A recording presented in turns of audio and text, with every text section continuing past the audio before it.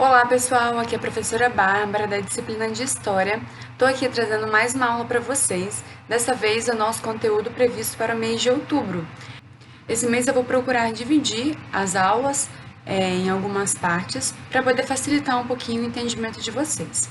Bom, então é isso. Vamos começar então a nossa aula.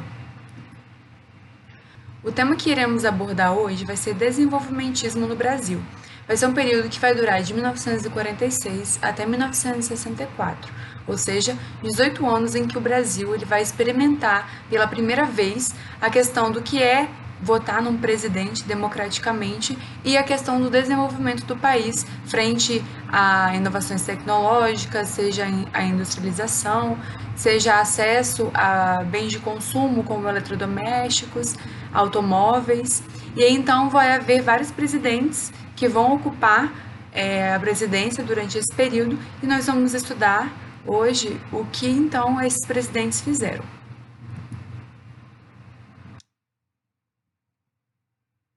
O primeiro presidente vai ser o Eurico Gaspar Dutra.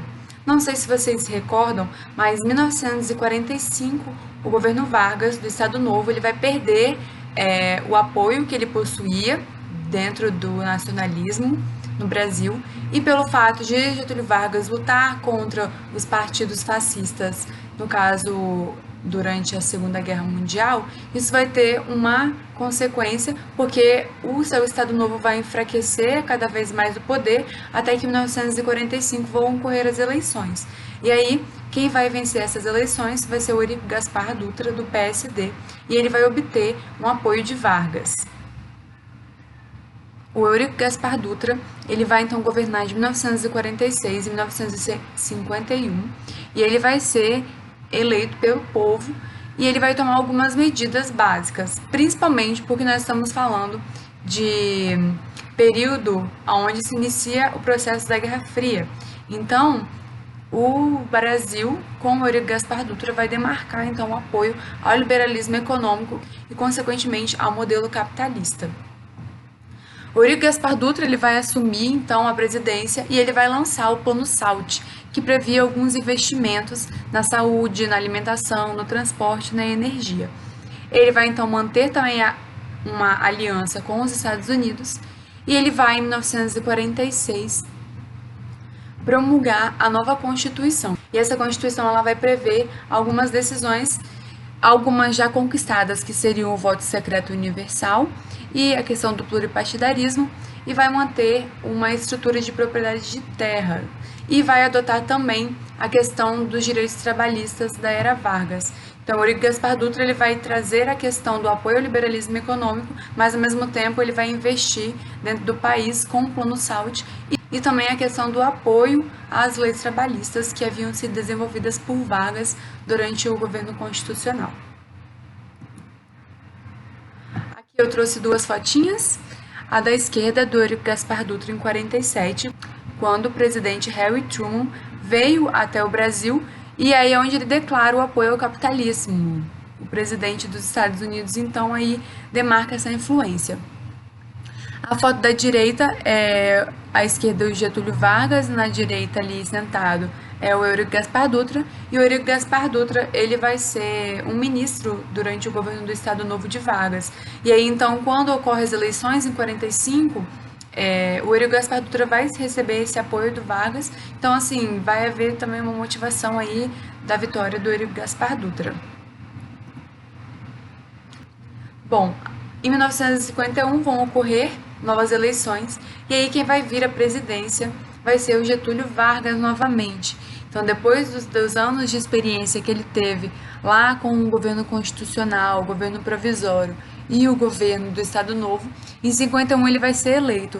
O Vargas, ele vai sempre ser uma figura que provoca um pouco de polêmica, justamente por haver pessoas que o apoiavam muito, porque ele, durante o seu governo, ele fez diferença para a população pobre e trabalhista, mas ao mesmo tempo vai ter pessoas também que criticam a questão do autoritarismo que ele teve durante seu governo. Então, assim, em 51 ele vai ser eleito novamente e ele vai encontrar o país em uma enorme crise econômica. Então, ele vai retomar algumas medidas que ele havia feito lá durante o seu antigo governo, que vai ser o investimento, né, no projeto nacionalista. E nisso vai ser a construção de indústrias automobilísticas e de tratores, um foco para os portos e as ferrovias, construção de algumas ferrovias, e uma das criações mais influentes até os dias de hoje vai ser a Petrobras.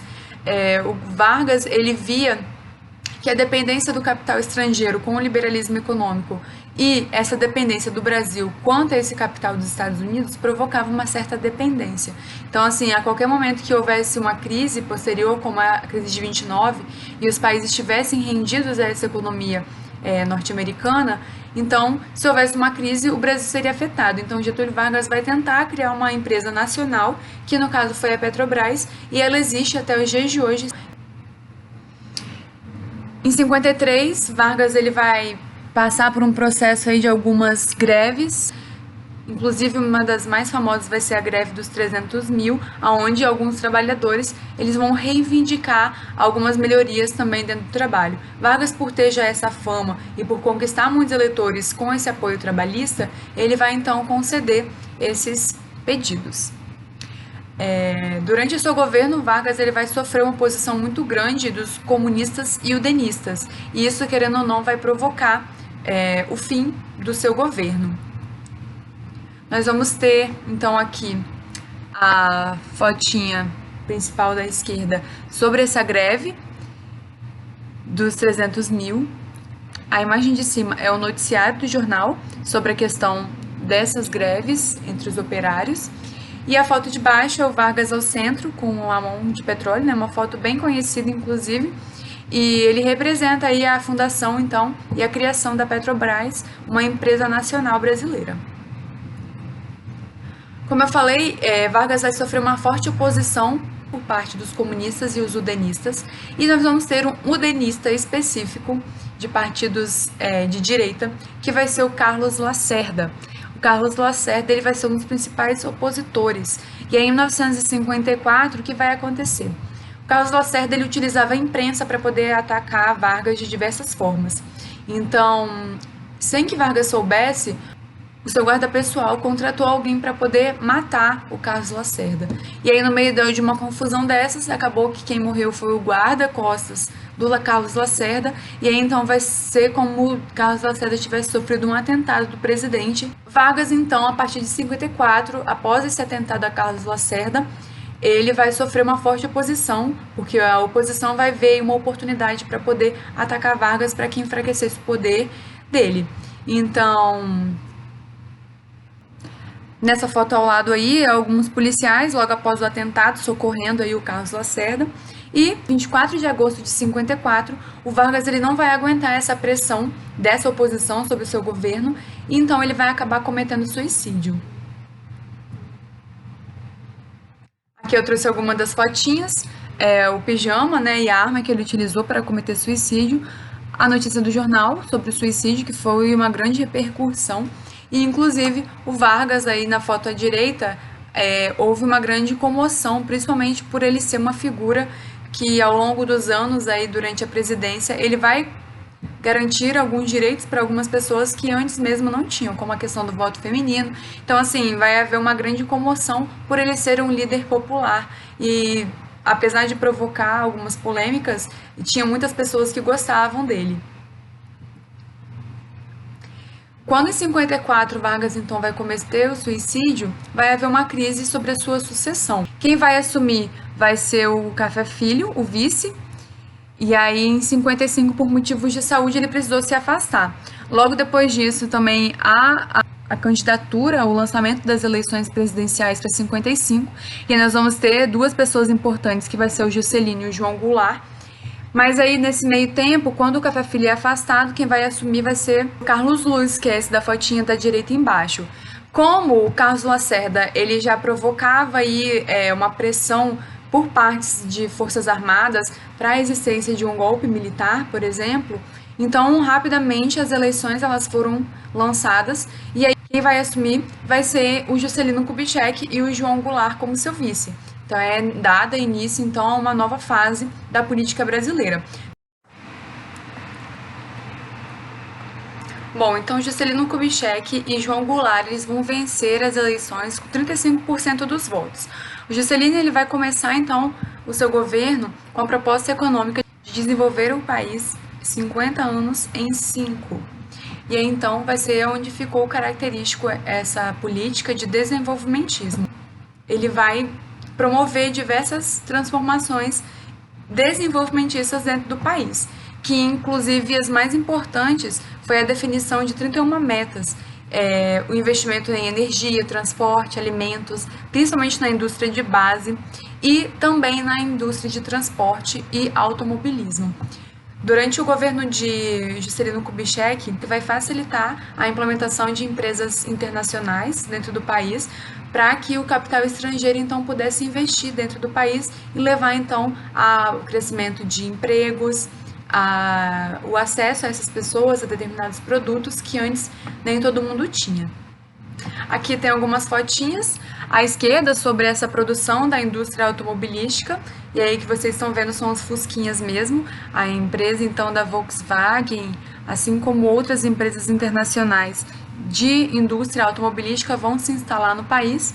À direita é esse Juscelino promovendo um pouco sobre a sua campanha do desenvolvimento, ou seja, ele via que grande parte das cidades mais importantes do país estavam concentradas muito no litoral. Então, o seu plano durante seu governo foi justamente levar o desenvolvimento ao interior do país.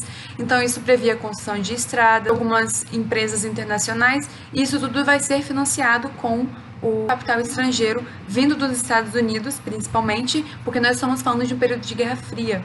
Então, Juscelino Kubitschek governou sob a influência desse capitalismo norte-americano sobre o país. Mas, mesmo assim, havia desigualdade, principalmente no Nordeste, onde nós vamos ver um pouquinho sobre isso na próxima aula. Um dos planos ambiciosos também de Juscelino Kubitschek para levar essa interiorização ao país foi a construção de Brasília. E vai ter a participação do arquiteto Oscar Niemeyer e o urbanista Lúcio Costa. Na foto à esquerda é uma foto de Juscelino com a cidade de Brasília já pronta, e à direita é uma planta sobre a cidade. Justamente ela tem esse formato de avião e é uma cidade totalmente planejada. Não sei se vocês já tiveram a oportunidade, mas existe áreas residenciais, áreas só para comércios, áreas sobre a própria política. Então, assim, foi uma das primeiras cidades a serem planejadas justamente para poder receber então a mudança da capital para Brasília.